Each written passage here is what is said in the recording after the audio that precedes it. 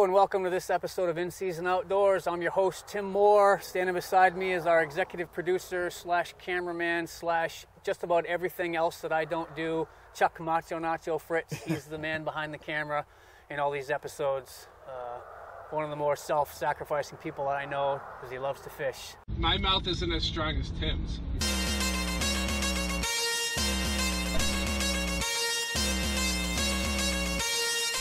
Nice. Beast mode. These are the friends that I have. Drinking right there. Right there. Yeah, Boston, right there. Oh, right there. Guys, there's fish right over there. This fishery in Cape Cod for black sea bass is something that happens pretty much every summer, all summer, inside and around Cape Cod.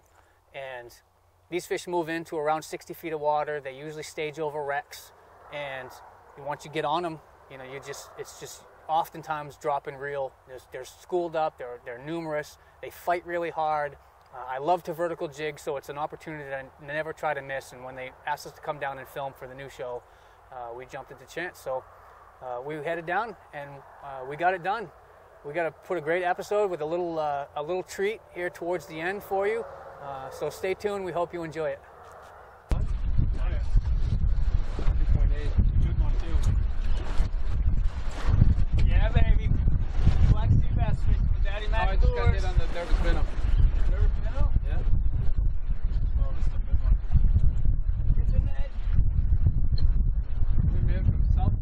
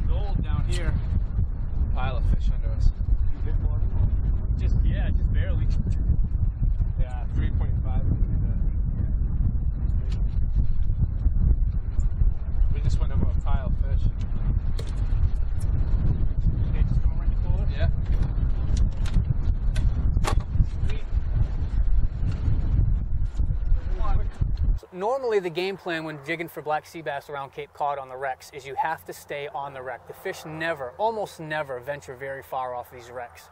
So with the fast drift that we had, we thought going out there that it was going to be a nightmare trying to stay on top of these wrecks. Really fast drift. We thought they were going to be very short, one-drop drifts. Get your jig down there, reel it back up, go back up to the other end of the drift. But what we realized when we got out there is we started just beyond the wreck. We would drift over the wreck, and we would drift for sometimes a mile, and we would catch fish the whole way. These fish were so spread out all over Vineyard Sound. They weren't hovering tight to the wrecks like they normally are, and we were able to make these really long drifts, which was a blessing in those high winds with that really fast drift, as far as, you know, Jack having to control that boat and keep moving us around and being able to get the footage that we needed. It's tough to be vertical with it. I got one. Nice one too. Nervous minnow. Yeah. So what I have to do is I have to cast it way forward of the boat like a kid, and I get like 3 or 4 jigs down in the zone, you know? Yep. And I'm getting whacked every time it goes through there.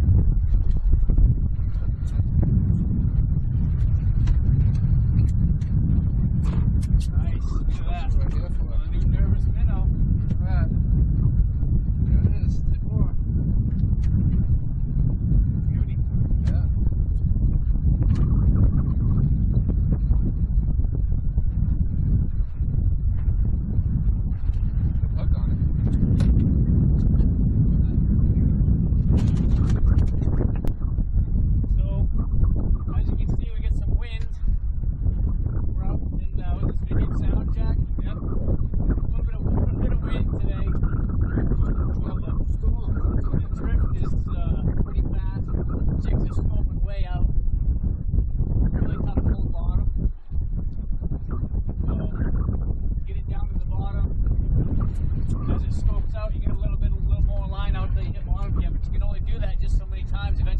reel in and re-drop.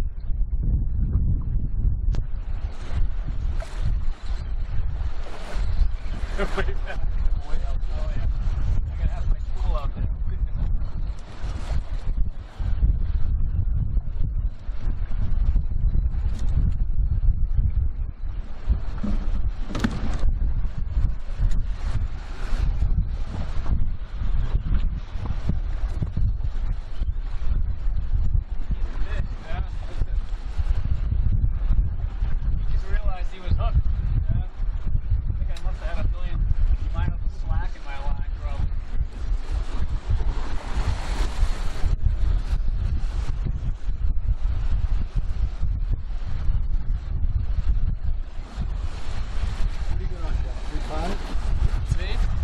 Yeah, 3.5. I'm missing my it's butterfly style, and I put a one without butterfly style. Oh, look at these ladies coming in.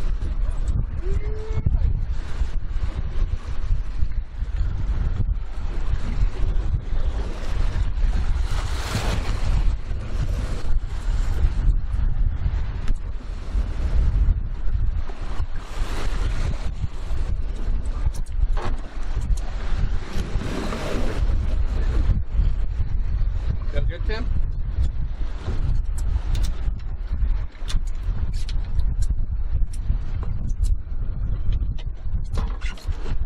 Oh yeah. Ah, nice. That's high hook, I think. Retail is the key, you know. Could be. Dead sticking it. I'm not even jigging it. Every fish I've caught has been on the dead stick. I'm at my limit here. No time I keep up with that. Get Macho out from behind that camera, let him catch the limit. That's when the bite dies. Black sea bass are known as protogynous hermaphrodites because they A. change sex from male to female, B. possess both male and female sex organs, or C. change sex from female to male. The answer when we return. He's like, I'm just swimming by. What's that, Macho? Is that your first sea bass? Hang on, don't fall over now. Nice.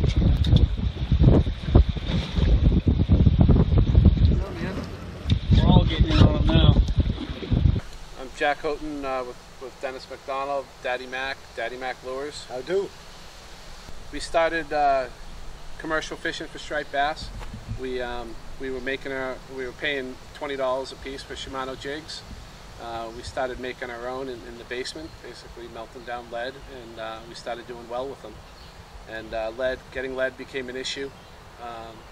You know, so we would comb bullet ranges to find bullets and melt down the lead, and go to gas stations, get tile rates, and then you know, the fleet caught on to us catching fish, asked what we were using. They started using them at tackle shop. Belson Bait and Tackle called us, and from there it's been, you know, non-stop. So we didn't start it as a business. We started as our own enjoyment, building for ourselves, and it just took off and evolved into a business now. We're in 9 Bass Pros right now. We're in Kittery Trading Post, which is huge for us. Up and down the coast now, you know, really. Yeah. Down the Cape, everywhere down the Cape. And not just saltwater, so the penetration in mid-country for freshwater has been unbelievable with our Viper series, and you know, we're starting to get requests from tackle shops in Minnesota, Michigan, you know, Ohio. We have picked up some clients there. It's been great. Offshore. Yeah, and then, you know, the whole offshore line with Marty Hyatt, Wahoo in the Box, and you know, him catching that $1.1 million fish using our lure is just unbelievable for our business. Tim, first drop with the 2.8 Elite Deluxe, got a fish. It set us going, right? You get that first fish in, there's some confidence in the boat. It's key, and the 2.8 did awesome. And you know, I love this jig. It's a nice weight. It gets down fast. It has the tail that can twist and doesn't twist your line. Nice Gamakatsu hook on it. Tim was definitely able to hold bottom a lot better. You know, I started out using the Nervous Minnow, which is a new lure that Tim designed, and it's just awesome. The movement on this thing is awesome, and we were able to pick up some fish with it, but it's just difficult to hold bottom in those conditions. And that comes in 3 colors too. Yep, yep. So I did well with gold and green. I'm holding the blue now, but it comes with trebles or with a single J hook, and just the movement. It was just, you know, where Tim was fishing with this one, he could hold bottom. He could fish a lot longer drift. This, I would fish maybe 20 seconds and then I'd have to recast, just reset. A lot of, because we were moving so fast, a lot of pitching up current, so you go vertical over it. And the last thing that we did really well and we're so stoked about is the diamond chain jigs. And what we have is a diamond jig, and we actually have a green chain here that goes to a Gamakatsu hook with a tube tail. Gives it a nice serpentine action on the retrieve. We were a little worried when we first designed this about the length of it, and that definitely wasn't an issue today. Tim's on. Good one? No.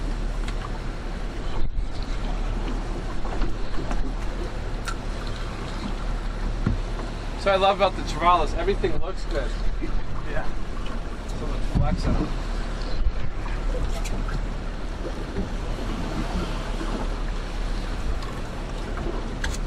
Good color. Not a bad one. Put him back. Yeah, I think so. Bigger.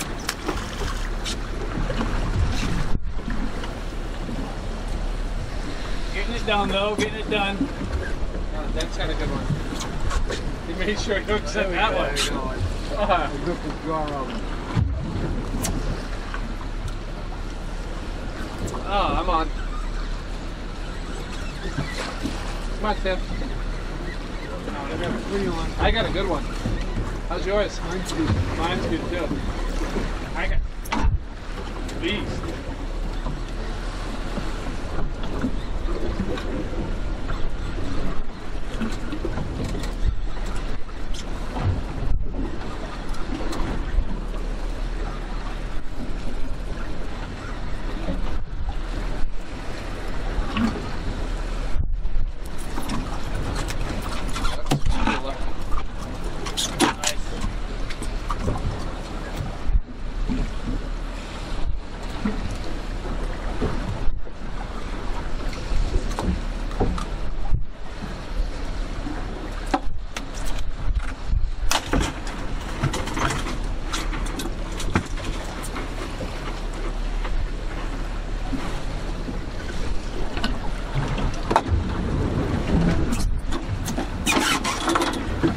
Nice one, Dad. Wow, that's a pig. Man. Look at that fish. That? Nice. Daddy Mac, the fat getting boy. it done. Look at that. Look at that. Nice That work, might be nice. Dad. Bastard. Told ya. I'm already on. They're hitting this thing on the drop, Tim. Pretty well, huh? No, keep them. Keep them? Yeah. I got another keeper right here. You put it on a cool. Wow, look at this guy.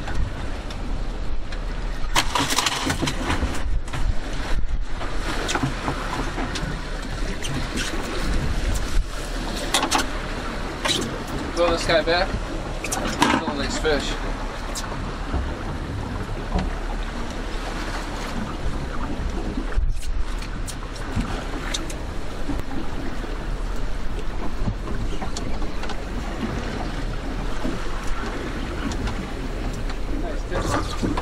Another guy? Good one, yeah. Good one? Yep. Still good. Big head shakes. Oh.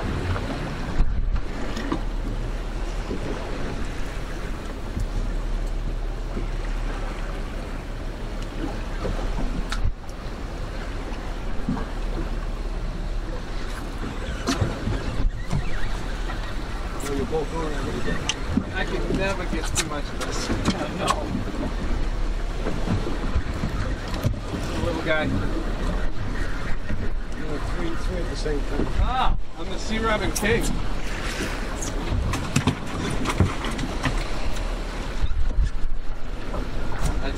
touching these things?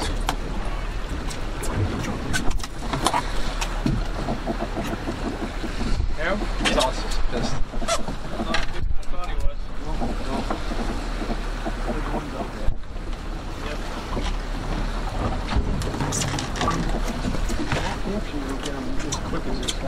General kiss?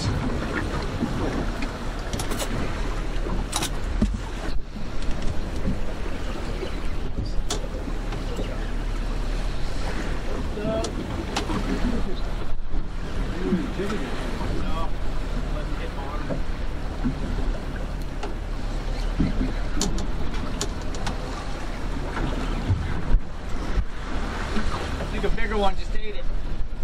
Yeah? This feels heavier all of a sudden. Oh, he felt like he,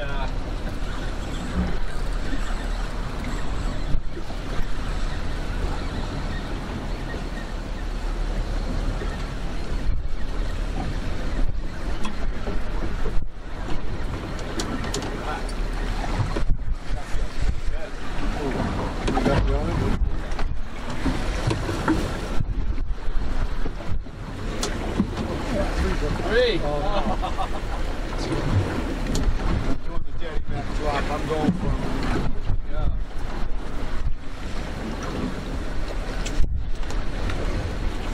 I got a monster That one in the scup. box. Does anyone eat scup? No. Oh, that guy. Nice. Throw this one in the box. Oh, yeah. Nice one, too. Picking it up off the bottom. You leave it sitting there long enough, you probably load up on it. Yeah, I know. You should just anchor. That'd be fun.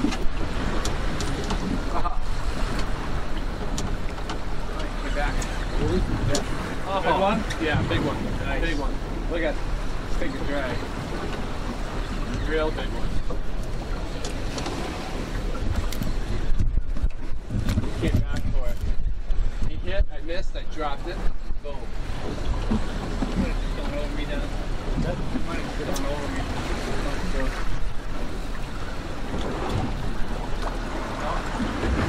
Yeah.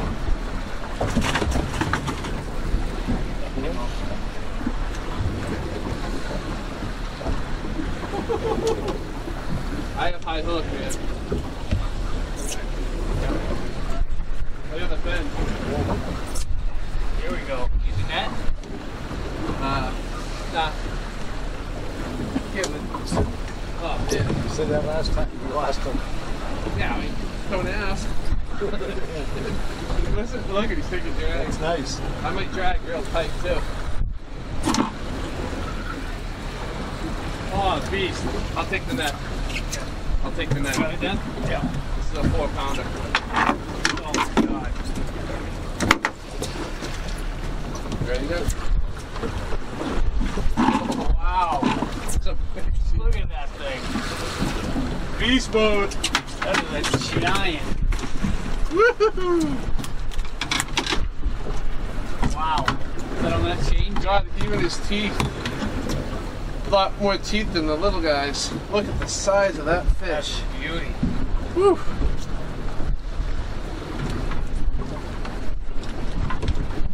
Wow, that's awesome. Look at that. Big boy. Nice work.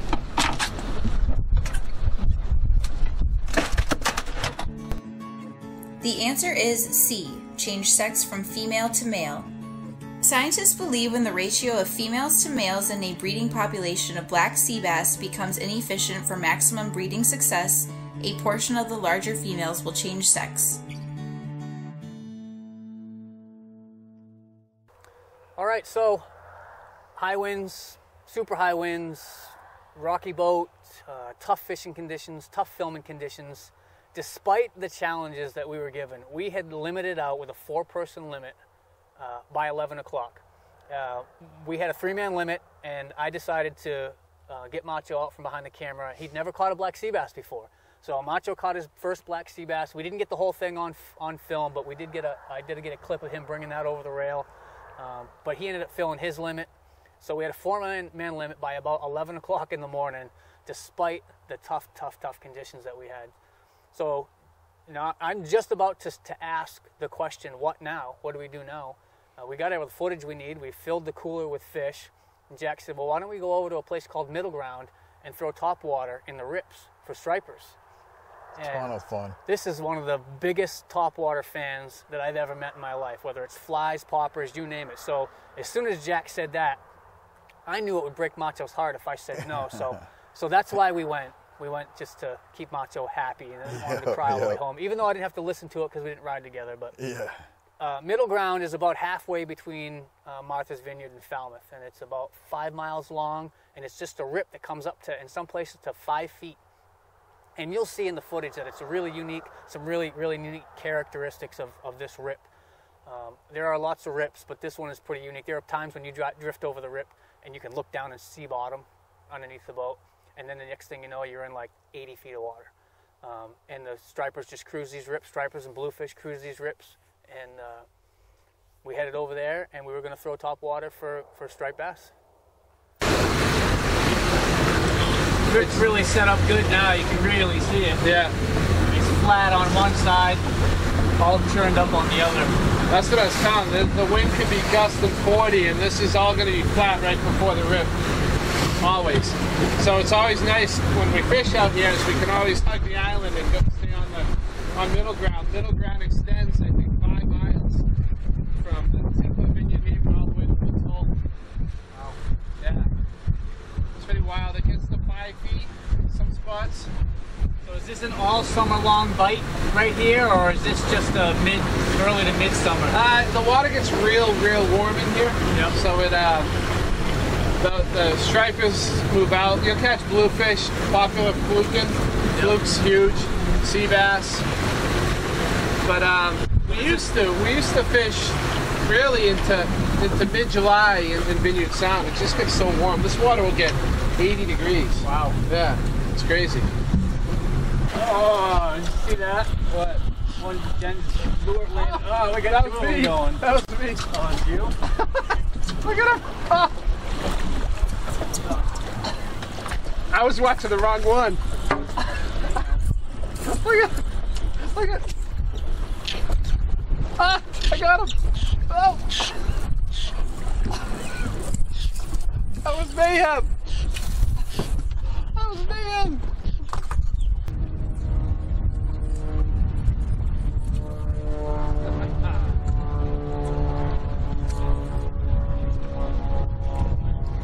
That's okay.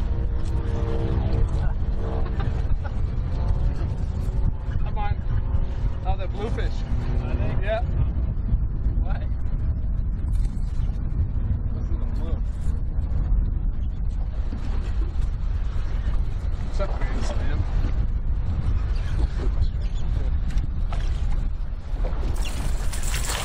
You want to eat them?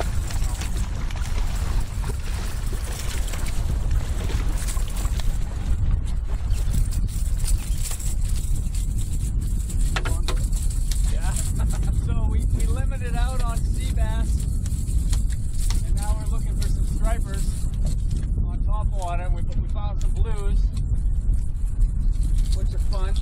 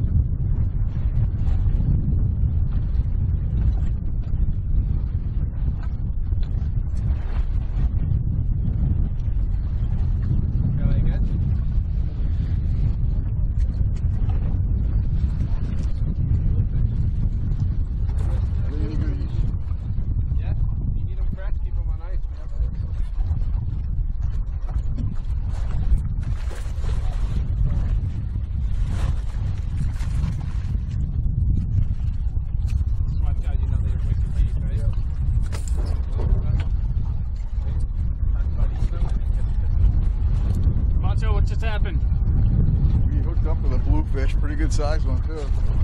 And we did a quick release at the side of the boat. Sorry if you didn't catch that, but. Oh, we caught it. Don't you worry.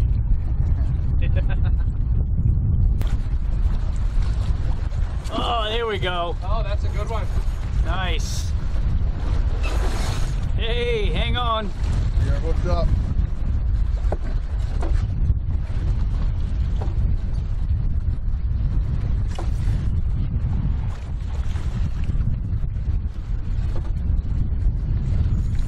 Oh, I hear drag. Feeling. Hang on, Macho. Ah. Nice.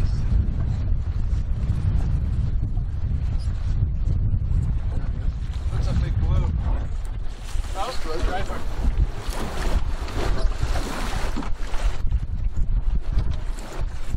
Nice.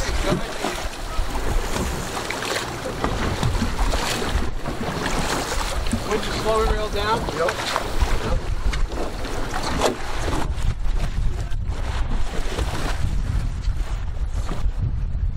Tell me when you're close.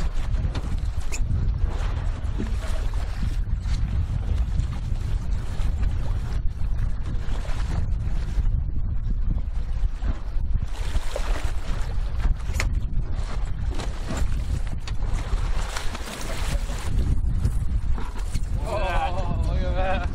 Flood just fell out.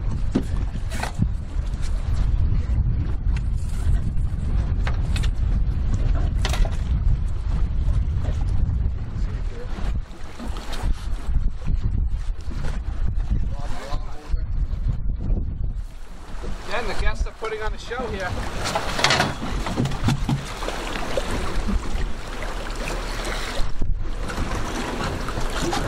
Hold them up for the camera, Macho.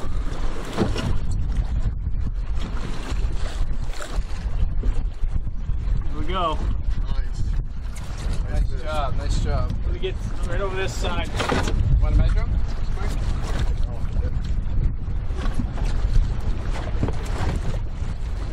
Keep it if you want them. Might keep one, but this one will, unless somebody wants it, No. you want to turn a release shot.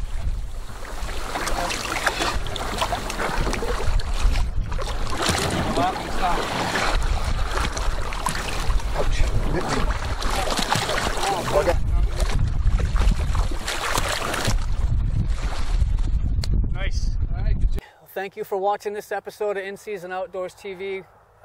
From myself and Macho Nacho, we appreciate all the support. Special thank you to Jack Houghton and Dennis Daddy Mac McDonald from Daddy Mac Lures for their support and for the invite to come down there fishing. Check them out at daddymaclures.com. They sell some of the best lures on the market, and my signature series Nervous Minnow can be purchased through them, as well as my signature series Whisperer soft plastic. Special thanks to Chuck for sacrificing all the time that he does behind the camera and gas and mileage and everything else to follow me around and help film these. It was good to get him out from behind the camera, and was that your first bluefish on camera? Yep. Get a striper, and it's just good for that. So thanks for the support. Please subscribe to our YouTube channel.